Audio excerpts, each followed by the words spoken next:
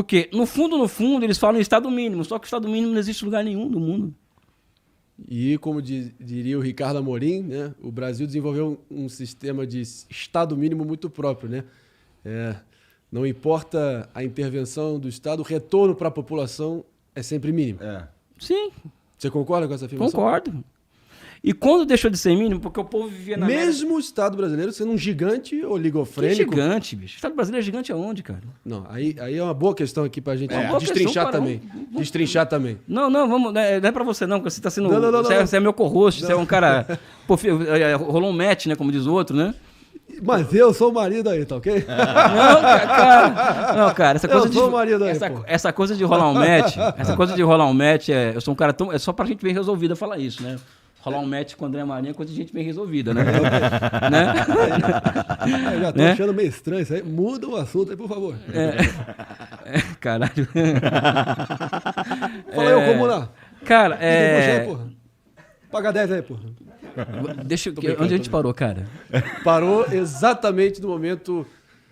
Você estava saindo da picaretagem intelectual dos ditos influenciadores que surgiram. E a gente estava falando que o Estado brasileiro não é grande. Você falou que não é grande. Não é grande, pô. O Estado brasileiro é pequeno, cara. Mas pequeno para... Mas, assim, vamos lá. Não, vamos lá. Vamos sair da caricatura. Sim, totalmente. O que é o Estado grande aí? Vamos lá. Sei lá, porra, me fala aí. Cita aí pra nós. O tamanho do Estado brasileiro, vamos pegar o tamanho do Estado brasileiro, número de empresas estatais. Empresas estatais, tá? Anotem aí. Número de empresas estatais, funcionários públicos, empresas público conglomeradas, vamos lá, empresas ancilares de caráter público-privado, ou seja, o que gira em torno das estatais. Pega tudo isso aqui, não dá 1/4 do complexo militar, do complexo industrial militar americano. 1/4.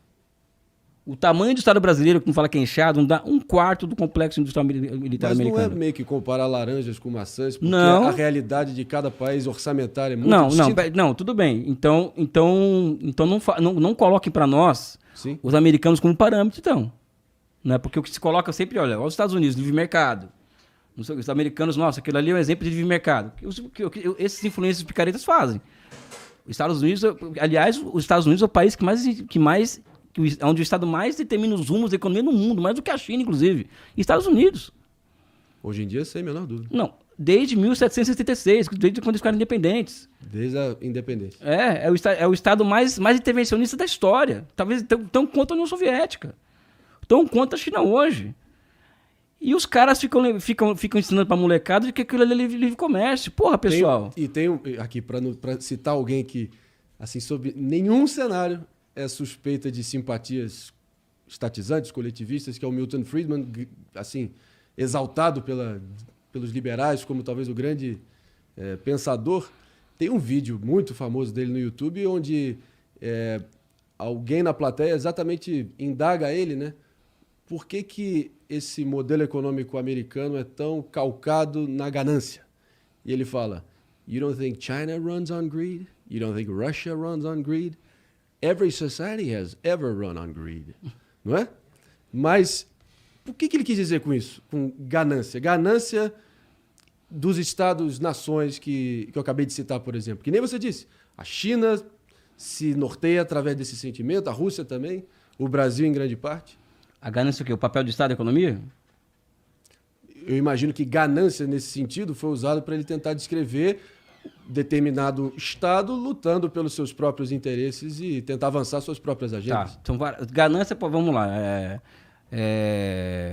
Não vou entrar naquela... Saiu da boca do Milton Friedman. Não, tudo bem. Que fique claro. Ganância do Estado. Tá? O Estado, vamos lá. André, me corrija se eu estiver errado, tá? Como que o mundo hoje ele se movimenta? Opera. Como alguém sabe, você sabe assim, como que ele opera o mundo hoje? Em que sentido? Em que sentido? Cara, o mundo opera a partir do seguinte movimento. Grandes estados nacionais, poderosíssimos estados nacionais, à frente de grandes oligopólios nacionais.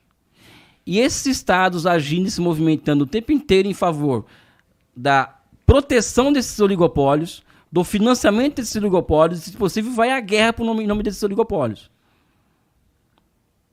Né? Nisso aqui, nesse mundo aqui, que é Rússia, que é Estados Unidos, que é China, que é Coreia do Sul, que é Japão, que é Índia, que é Rússia, isso aqui não tem espaço. Nesse mundo que eu estou descrevendo para vocês, não tem espaço para estado mínimo, para livre mercado. Tem espaço para o seguinte, para um drone chegar lá chegar lá na Europa e mandar um míssil no Nord Stream. Naquele míssil Nord Stream, que é aquele gasoduto alemão, né? Uhum. Sabe? Para quê? Para quebrar com a economia alemã. Aquilo ali foi um ato terrorista checheno. Você acha que a Chechênia ou o Talibã tem sofisticação suficiente para chegar lá e saber onde que tá a porra do negócio, gasoduto? Do gasoduto, não. Aquilo foi Estados Unidos. Para quê? Para minar a economia alemã. Isso aconteceu há quanto tempo atrás? Vou até me atualizar aqui. Um mês atrás, eu acho. Uma coisa. Ou seja, é assim que funciona o mundo. É assim que funciona o mundo. Mas tu tá supondo que foi os Estados Unidos. As minhas suposições são baseadas em regularidades históricas. Mas regularidades históricas significam evidências do presente? Sim. Em que sentido? Porque, cara, nós não temos condições, por exemplo, eu vou... Na ciência social, não temos com o ratinho, que é aquela coisa que faz a fase 1 da vacina, a fase 2 da vacina. Uhum. Não temos essa porra na ciência social. Então, qual que é o nosso campo de experimentação? É a história. Então, todo fenômeno é um fenômeno histórico. Então, tem que buscar na história a resposta aos fenômenos. E quando eu olho para a história, esse tipo de coisa que aconteceu no Nord Stream é obra de uma potência estrangeira. Né? Que, aliás, quem está falando isso não sou eu. É um economista chamado Jeffrey Sachs, que é o economista responsável pelas terapias de choque do leste europeu da década de 90. Ele está falando desse negócio do Nord Stream. Não sou eu. Eu sou suspeito, sou comunista, marxista-leninista. Ele escreveu algum artigo afirmando isso? Tá no YouTube. YouTube. Público, entrevista? Não, ele tá chutando palavra. Ele tá numa fase, o Jeffrey Sachs, que ele cometeu todos os pecados da vida dele. Todos. As Quais maldades. pecados? Oi? Cite alguns. Cara, terapia de choque na Polônia, por exemplo, na Rússia, né? A privatização, o Big Bang, né? Qual foi o envolvimento dele nesse sentido? Elaborou isso aí, foi executor. Ah, é? Não é isso, André? Foi o cara que teve lá no... Foi o executor do projeto. Uhum. Né? Principalmente no caso da Polônia, ele teve envolvimento direto, Jeffrey Sachs, né? Então fez tanta maldade que hoje ele chegou numa situação de que, olha, eu fiz tanta merda no mundo, na vida, que deu errado. Então até que a expectativa de vida na União Soviética, depois que acabou, desabou, que agora eu vou colocar pra fora as coisas que eu sinto, né? Que eu vejo. E ele tá vendo o quê? O mundo sem os Estados Unidos sendo como única potência é ótimo. Ele está dizendo que o Covid-19 saiu dos Estados Unidos, não da China. Jeffrey Sachs. Porra. Aí... Não, ele está falando, não sou eu. Ele e tem papers acadêmicos norte-americanos afirmando que o vírus do Covid-19, né, é a opinião do Elias, tá? Não precisa falar que eu estou aqui. O vírus já circulava nos Estados Unidos em outubro de 2019.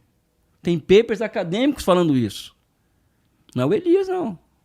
E o Jeffrey Sachs, que é um cientista que está acima do bem e do mal por ser um cara que foi do FMI, do Banco Mundial, etc., afirmando isso. Mas e as outras evidências abundantes que dão conta exatamente o contrário? E que é quase um consenso hoje em dia. Mas eu não estou falando que foi na China, não. Elias, não estou advogando que foi na China. Mas eu também não estou colocando na tua conta, estou só aventando aqui, estou só... Sabe?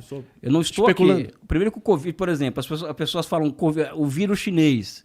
A China criou o Covid. Pessoal, o vírus é um produto da natureza, não é de um país. Lembrando que da gripe espanhola originou nos Estados Unidos. Sabe? Os Estados Unidos tem outro, então você pode criar por laboratório. Né? Agora, existem uma série de coincidências de fechamentos de laboratórios nos Estados Unidos logo em seguida, logo a partir desse vírus ter começado a andar por bueiro nos Estados Unidos. Isso está em paper acadêmico, não é minha opinião, não. Eu nem entendo esse negócio. Não sou biomédico. Mas e os jornalistas chineses que lá em loco começaram a tentar escarafunchar ali a origem do negócio e foram sumidos assim num estalar de dedos?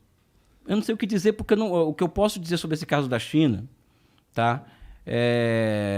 Primeiro que a China, 2 semanas depois que o vírus apareceu, o Covid-19, ou seja, tem uma nova variante de SARS. Uhum. Em 2 semanas a China, na minha opinião, um tempo recorde, a China notificou a OMS que tinha um vírus aí que podia, em 2 semanas, o que é um tempo recorde. E qual que é a narrativa que tem hoje no Brasil e no mundo? Que a China passou o tempo inteiro, passou um bom tempo enrolando o mundo de que tinha um vírus ali dentro, e isso foi o que possibilitou que esse vírus alastrasse pelo mundo. Não, a China em 2 semanas notificou a OMS do que estava acontecendo. A gente fez carnaval sabendo que tinha Covid, porra. É verdade. Entendeu? É bem legal. Sabe? Agora, nas leis chinesas,